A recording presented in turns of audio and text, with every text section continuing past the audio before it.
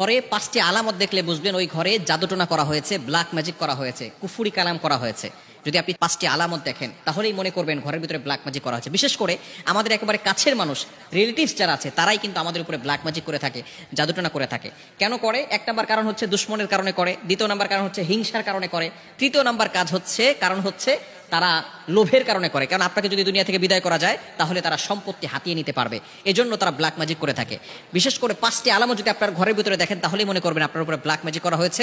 আপনি দ্রুত কোরআন থেকে সমাধান নেওয়ার চেষ্টা করবেন। নাম্বার 1 নাম্বার হচ্ছে যদি আপনার ঘরের ভিতরে সবসময় ঝগড়া লেগেই থাকে, স্বামী স্ত্রীকে দেখতে পারে না, স্ত্রী স্বামীকে দেখতে পারে না, একজন আরেকজনকে সহ্য হয় না, অনেক সময় ছেলে বাবাকে দেখতে পারে না, বাবা ছেলেকে দেখতে পারে না, এরকম যদি সমস্যা হয়, সব সময় ঝগড়া লেগেই থাকে, তাহলে মনে করবেন কেউ আপনার ঘরে ব্ল্যাক ম্যাজিক করেছে।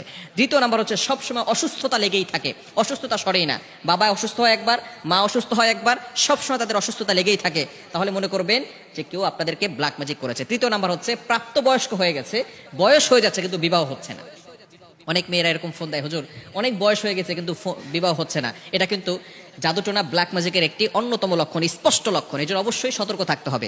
এবং 4 নাম্বার হচ্ছে রিজিকে বারাকা না থাকা। টাকা পয়সা ইনকাম করছে কিন্তু কোনো বারাকা নাই, বারবার খরচ হয়ে যাচ্ছে। টাকা পয়সা ইনকাম করতেছে, প্রত্যেক মাসে 50,000 টাকা ইনকাম, কিন্তু খরচ হয়ে যাচ্ছে 1 লক্ষ টাকা, ঋণ করে সংসার চালাতে হচ্ছে। রিজিকে যদি বারাকা না থাকে তাহলে মনে করবেন যে আপনাদেরকে কেউ জাদুটোনা করেছে, ব্ল্যাক ম্যাজিক করেছে। 5 নাম্বার হচ্ছে ঘরের ভিতরে অস্থিরতা কাজ করে, দম বন্ধ হয়ে যায়, ঘরে থাকতে ভালো লাগে না।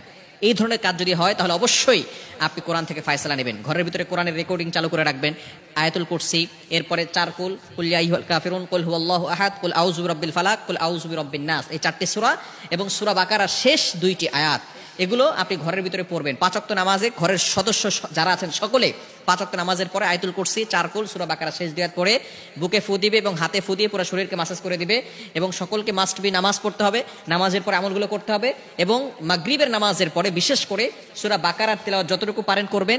যদি পড়তে না পারেন তাহলে কোরআনের রেকর্ডিং চালু করে রাখবেন ইনশাআল্লাহ, তাহলে আস্তে আস্তে এই জাদুটোনা দূর হয়ে যাবে। এবং বিশেষ করে ঘুমানোর সময় সকলে ওযু করে ঘুমাবেন এবং এই আমল করে শরীর বন্ধ করে তারপরে ঘুমাবেন। যদি এই 5টি লক্ষণ দেখে থাকেন তাহলে অবশ্যই আপনি সতর্ক হয়ে যাবেন এবং বিশেষ করে কোরআনের তেলাওয়াত করা শুরু করবেন। যত বেশি কোরআন তেলাওয়াত করবেন তত বেশি এই কুফরি কালাম থেকে আপনি বাঁচতে পারবেন, জাদুটোনা থেকে বাঁচতে পারবেন। বিশেষ করে আমাদের একেবারে কাছের মানুষগুলোই কিন্তু ব্ল্যাক ম্যাজিক করে থাকে, জাদুটোনা করে থাকে এবং জাদুটোনার মাধ্যমে কিন্তু একজন মানুষ অসুস্থ হয়ে গিয়ে দুনিয়া থেকে বিদায় নিয়ে নেয়। এজন্য অবশ্যই আমাদেরকে সতর্ক থাকতে হবে এবং এই লক্ষণগুলো দেখলে সাথে সাথেই কিন্তু আমরা বিশেষ করে কোরআনের দিকে চলে আসবো, আয়াতুল কুরসি, 4 কুল এগুলো পড়বো। আল্লাহ তাআলা আমাদের সকলকে এই আমলগুলো করার তৌফিক দান করে।